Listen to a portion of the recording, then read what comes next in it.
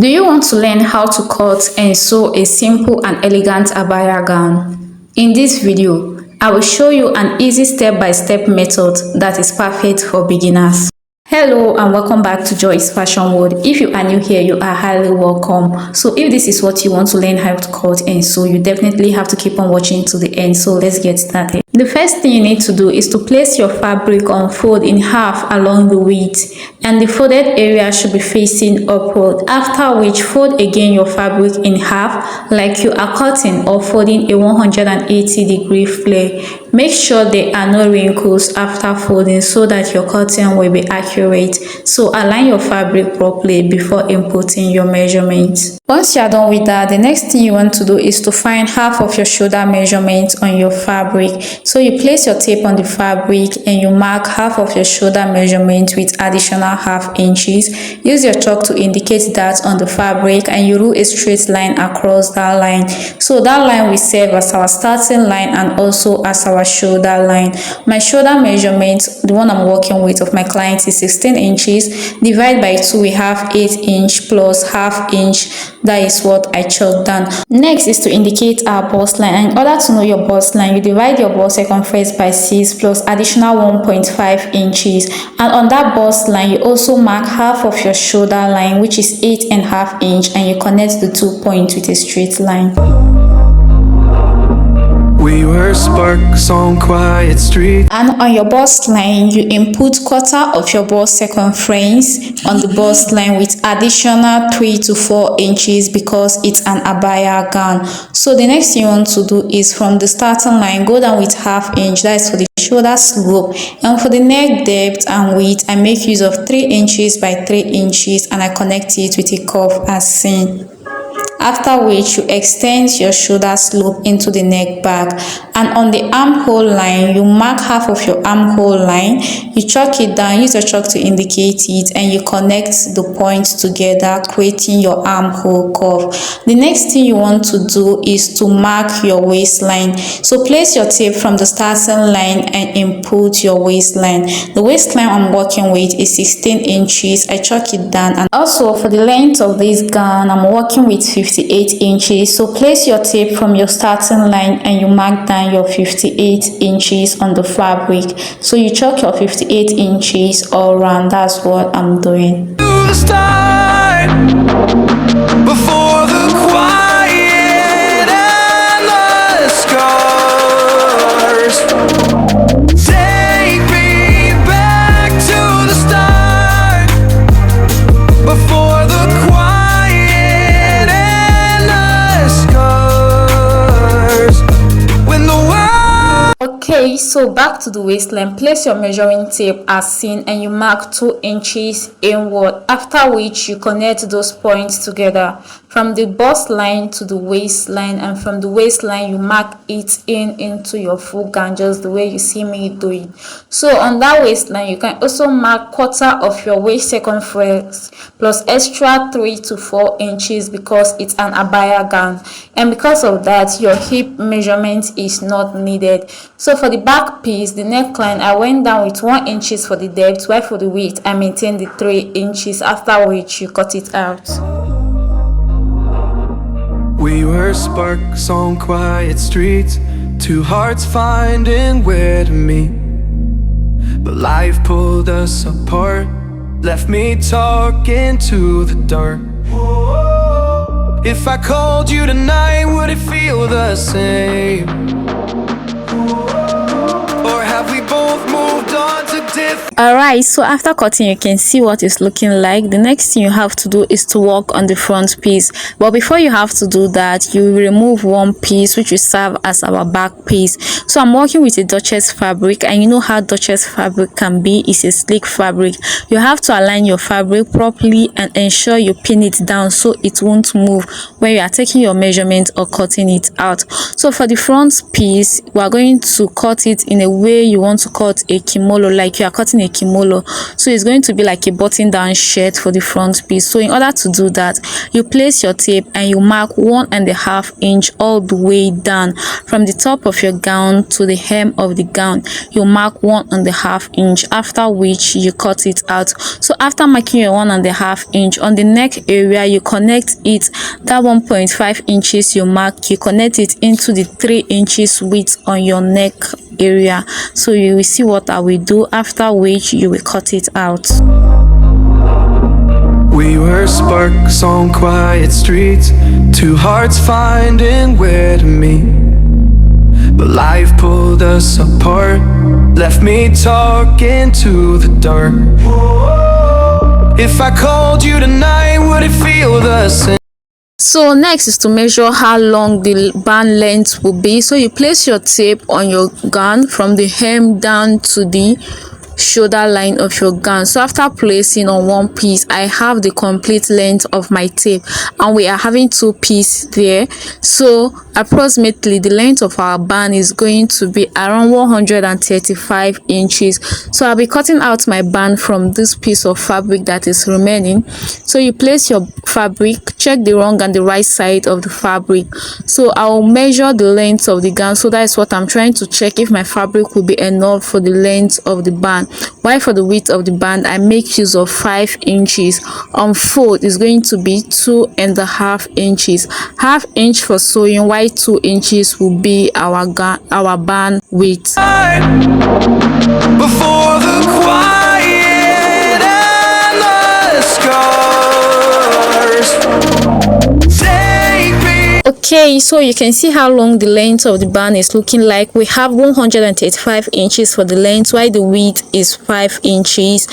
Not on fold is 2.5 inches.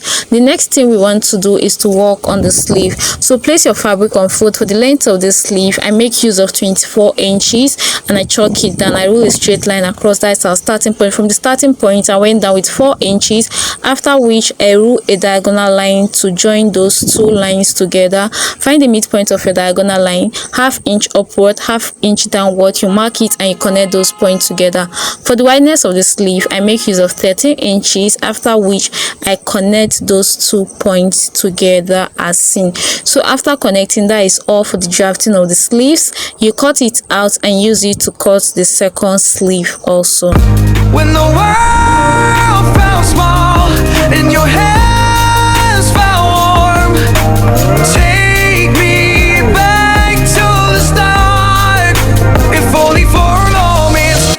And yeah, so this is what the sleeve is looking like after I was done cutting it out, and we are done with the drafting of this tutorial.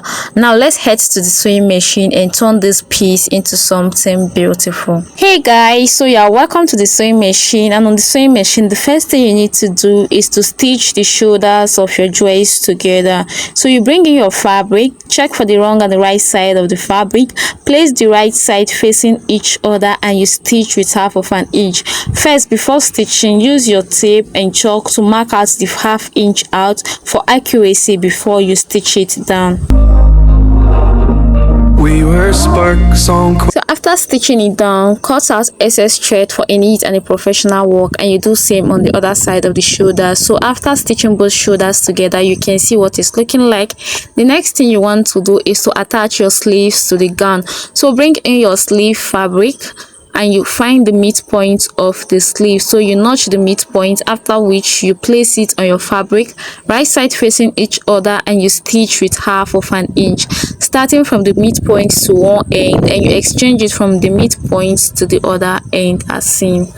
Scars, when the world felt small and your hands felt warm, take me back to the start, if only for a moment.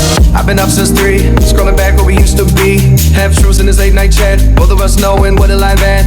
Funny how we talk like we're fine, but your name still lives in my rhyme. Take me back to the start. Alright, so after attaching your sleeve to the dress, ensure you cut out excess thread for a neat and a professional work done. Also do same on the other side of the sleeve. Follow same procedure to attach your sleeve to the dress. So after I was done, you can see this is what it's looking like. You can see how neat the stitches is looking already. So the next thing you want to do is to hem the sleeve area. So I left 2 inches, that is my hemming allowance for the sleeve, and I'm going to sew it down. So I usually mark out my hemming allowance, or I usually mark out before sewing so that the work can be accurate. So mark out your 2 inches, after which you stitch it down.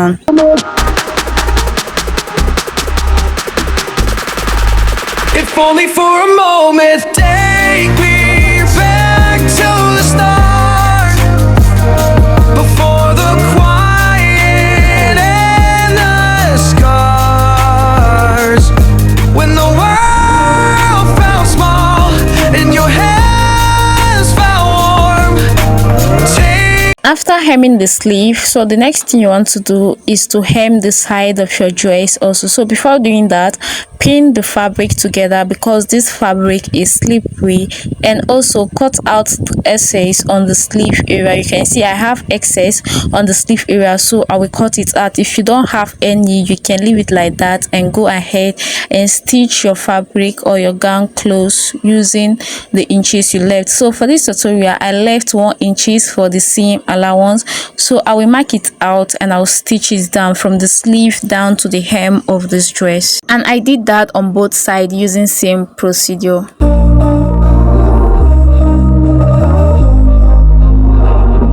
We were sparks on quiet streets, 2 hearts finding where to meet. But life pulled us apart, left me talking to the dark. If I called you tonight, would it feel the same? Or have we both moved on to different names? Take me back to the start. Okay, so after sewing both sides, after hemming both sides using 1 inches, you can see what it's looking like. This is what we have, and this is what our dress is looking at the moment. You can see it's looking like a kimono, right? Yeah, it's looking like a kimono, I know that. So now the next thing you want to do is to attach our band to this dress. So for the band, I went ahead and ironed it into 2. So I placed it on fold and I gave it a good press. But I'll advise, if you want to input or attach this your band to your dress, you first of all iron a paper gum to it or a hemming gum so as to give the band structure and make it thick. But at this moment I was not having any with me, so I just have to sew it like that because my client was in a hurry to collect her dress. So I'll advise you put that before you attach your band to the dress. So after ironing it, you align it properly and you place your band on the dress, stitch it with 1/2 inch. That is the seam allowance left for that. So you stitch with 1/2 inch from one hem to the other hem. So you take it all around. So after I was done, you can see this is what it's looking like. Cut out the thread and also the excess band as seen.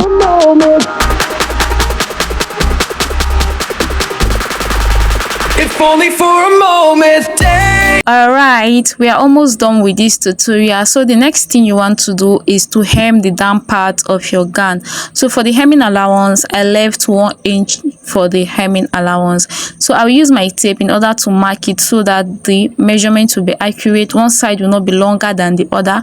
For accuracy, always measure or mark it out. So I mark out 1 inch all around, after which I will fold it in twice and top stitch on it, and our abaya gown is almost ready. Take me back to the start, before the quiet and the scars, when the world felt small and your hands felt warm.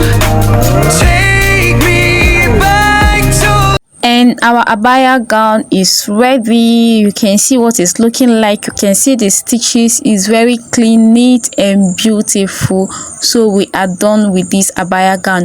Take it to your pressing table, give it a good press, and for the rough edges I will take it for overlock. I'm so in love with this gown. So the next thing you want to do is to add embellishments to this abaya gown to make it more beautiful. So I'll be making use of this trim in order to make it more beautiful. Yeah, so I'll place it on the stitch, like right on the stitch, on top of the stitch which I used to hem my sleeve, and I'll stitch it down. So I'll be adding this embellishment on both sleeves and around the band, that is from one hem throughout the neck to the other hem of this gown. So that is what I'm doing. You stitch it down all around, take it to the other sleeve. You also do same and on the band as well.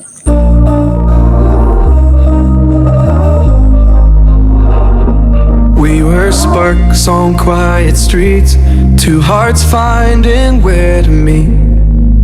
But life pulled us apart, left me talking to the dark. If I called you tonight, would it feel the same? Or have we both moved on to different names?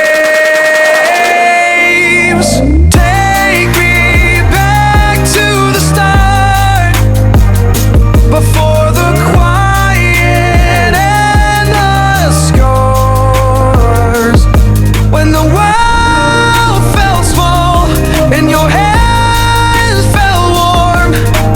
Take me back to the start, if only for a moment. I've been up since 3, scrolling back where we used to be. Half truths in this late night chat, both of us knowing what a lie that. Funny how we talk like we're fine, but your name still lives in my rhyme. Take me back to the start.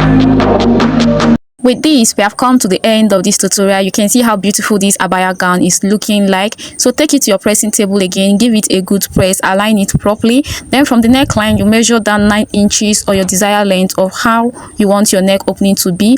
And from that 9 inches, you start placing your pressing button, leaving 3 inches differences or gap between each pressing button. And you also stop at the desired length you want, because from the down part there's going to be an opening. So you can see how beautiful this dress is looking on my client, though she didn't send the picture while she was standing. If you like this video, don't forget to like, subscribe, share with your friends, and click the notification bell so that you'll be the next when I drop a new video. Thank you. See you in the next one. Bye for now.